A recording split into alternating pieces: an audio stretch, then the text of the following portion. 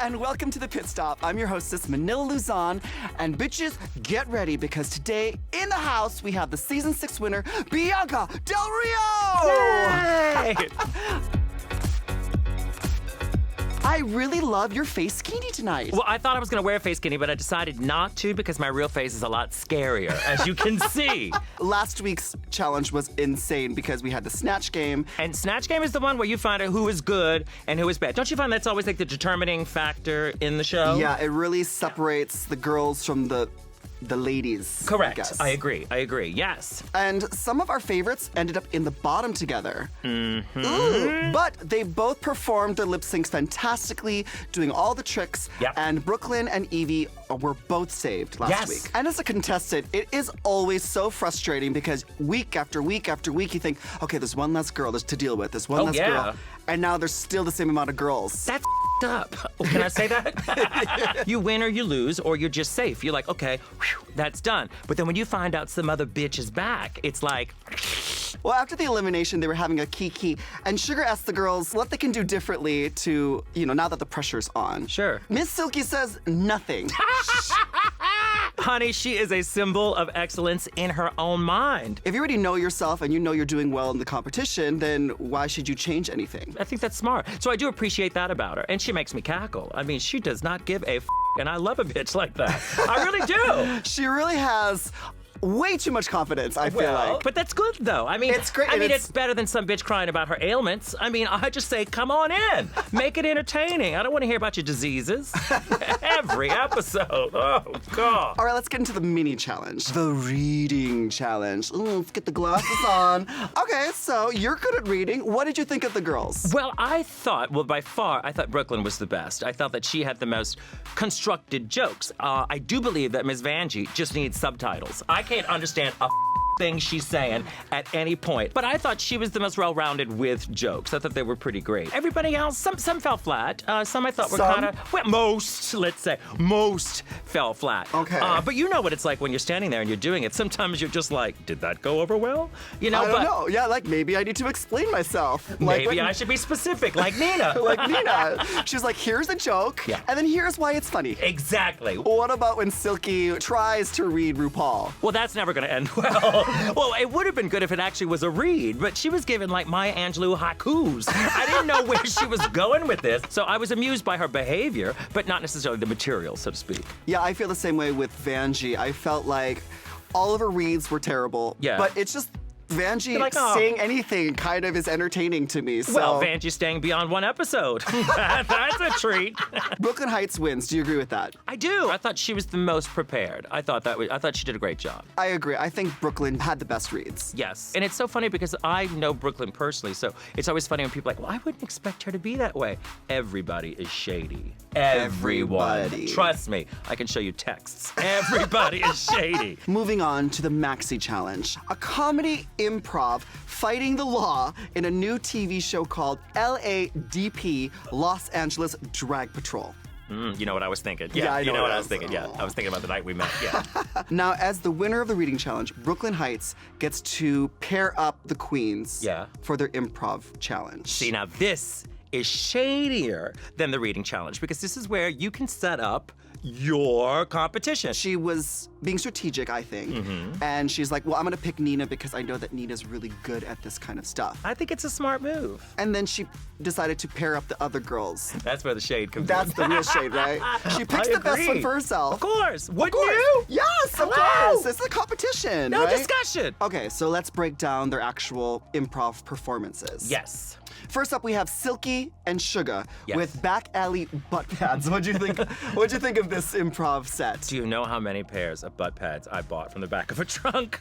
I thought they had the potential to be great together. But here was a situation where I thought Sugar didn't necessarily go where she needed to go. Silky was playing a role that was very similar to something she could relate to, being loud, obnoxious, and selling pads out of her trunk. But as the church lady, I didn't think she gave the yin to the yang, you know, to make it fun. Did you think that? The scene started with Silky, and it was so engaging. Yeah.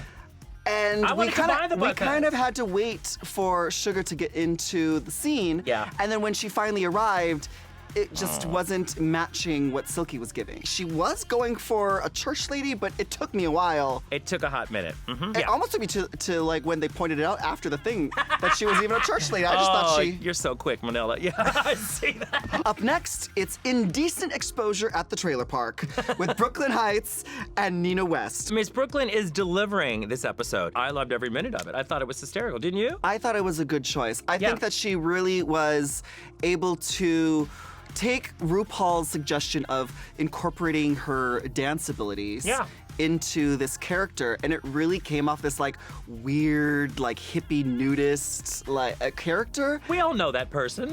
We all have that person as a friend. Yes. And the fact that she was rubbing on Cheyenne, she knows what to do. She's not stupid. I mean, if you have an opportunity to rub up on Cheyenne Jackson, you just take it. Yes, and like, you call it art. Yeah, it's part of the challenge. I'm doing what I have to do. I have to grope this sexy cop man. How many times I've groped a sexy cop? Now it's time for cat fight at the liquor store. Girl, with Miss Vanjie and Plastique. What did you think of this one? They both need to be put to sleep. I mean, that was...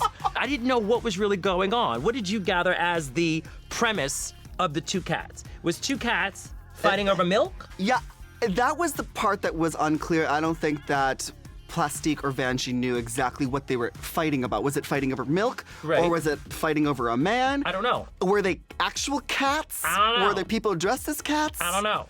They came out, claws out, fighting, rolling on the floor already, so we really weren't able to... There was no journey. There wasn't, it wasn't able to like crescendo into a big hot cat fight mess. And then, the only thing left was for them to end up wigless. No, and I think they forgot to tell the story. Like before, we know it's improv, but there's a base outline of what's going on. I think there was something about Plastique going to an audition for Cats, and then Vanjie didn't know what it was, but there was a gallon of milk. Then they just jumped to any defensive moment there was, because that's when she started with her Asian accent, which incidentally is something I do anytime I'm arrested. But it was that moment of like, what is going on here? It's like there was no straight path to what they were trying to do. Yeah, and I think that it really came down to the fact that Plastique really didn't develop her character fully when she came into the scene. Right. Okay, and lastly, we have Evie and Akira. In Twerking Girls Corner Disturbance. What did you think of them? I thought it was great. And Akira just jumped to the occasion. I thought she was so funny, so true to the character. Physical comedy was genius, twerking the whole time. She really knew what she was doing. I didn't expect it, and it was such a nice surprise. I really loved it. I think that Akira really figured out her character. Yep. Knew what physical comedy to do with the twerking, and she really just went balls to the wall. She went for it. She did the sneak attack, which I always love. The minute you let go, it's like, wow, look at what it was. It was comedic genius. I thought she was by far the best. And once again, credit to Evie, because she was complimentary to the situation. And I think that's what made it so good, that they actually gelled well together. Yeah. Who do you think were the best at this challenge? I think my top two would be Brooklyn and Akira. I thought they both delivered. They both came out of nowhere, which was a nice surprise. And it's not to say that anyone else wasn't good, but I thought that they really shined. I think that Brooklyn and Akira were great with the physical comedy. Yes. With the quotable lines. Yeah. Who didn't do so well? Plastique could be in trouble. I think Vanjie could be in trouble. And I think that Sugar could be in trouble as well. And it's not to say that they're not talented. I saw their insecurities and I saw their nervousness that really didn't translate well. I feel like Sugar didn't do so well because we were comparing her right next to Silky, who was doing a great job. Yeah. But I think that Vanjie and Plastique, they just weren't working well with each other, and that whole scene flopped. And so I think that Plastique and Vanjie were the worst for me. You know, a fun fact, I'm allergic to cats. Pussy makes me sneeze. As she's dressed in leopard print. It's true. Now it's time for my favorite part, which is the runway. Always. And the category is facekini, which is a good thing because they have to cover up their faces. Thank God. Who are your favorites? Who stood out to you?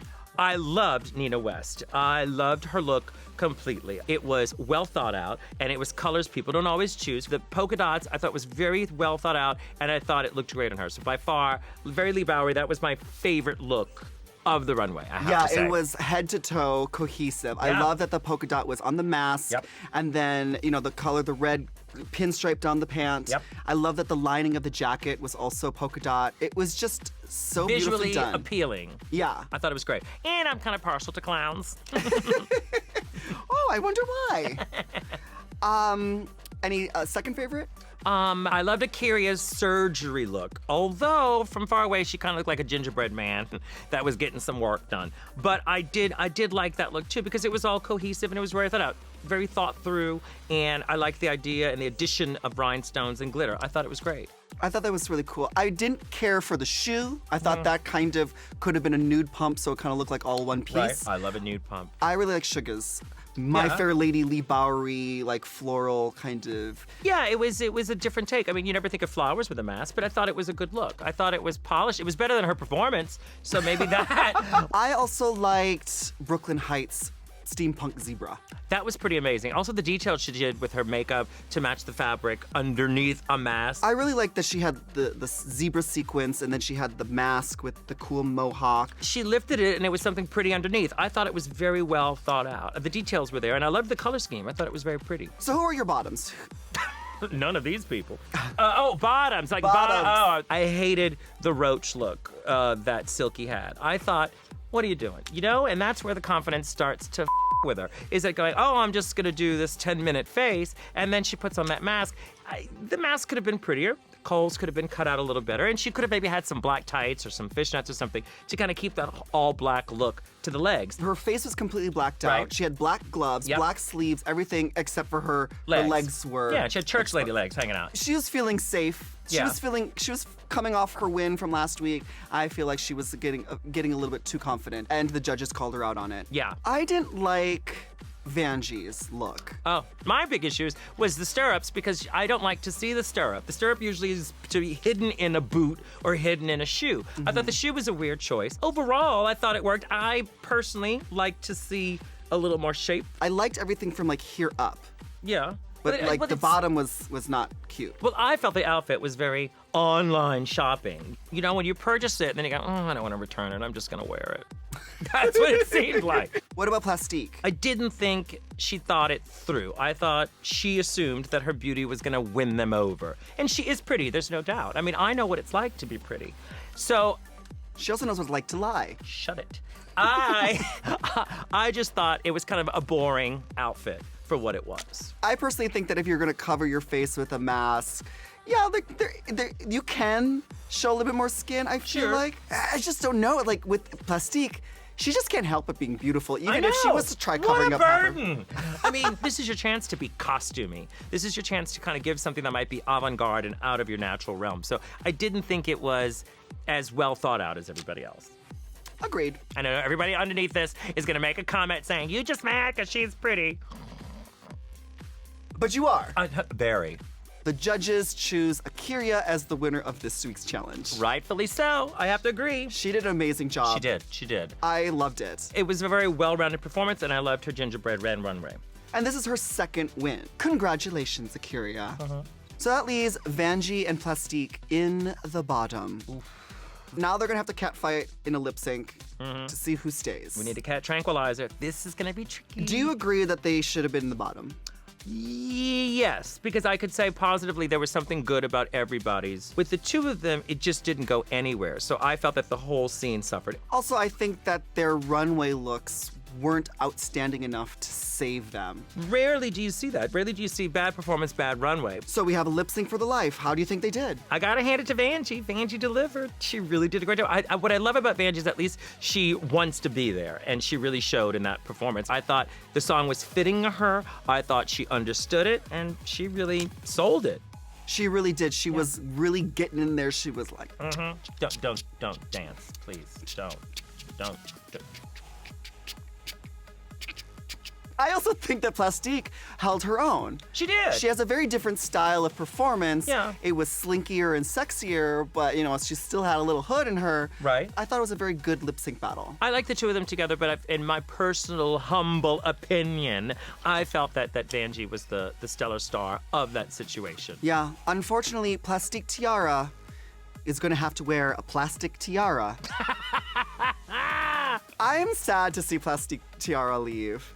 But she'll be fine. She's a gorgeous girl. She's young. She's a fabulous performer. She'll be great. She'll be fine. Don't fret. Yeah. Plastique, I'll see you on the road. She's a pleasure to work with. She's an amazing performer, and her drag is exquisite. So it's a win-win situation. Good for her. I'm really excited. I think that the girls are really starting to come into their own in this competition, and I'm excited to see what's next. I'm excited too. I mean, 7 contestants? This is serious. Well, that does it for this episode of The Pit Stop. I want to thank Bianca Del Rio for taking time out of her busy schedule of sending hateful tweets to people. Only you! We'll see you guys next time. Bye! Bye! Gotta keep you relevant some kind of way. Exactly.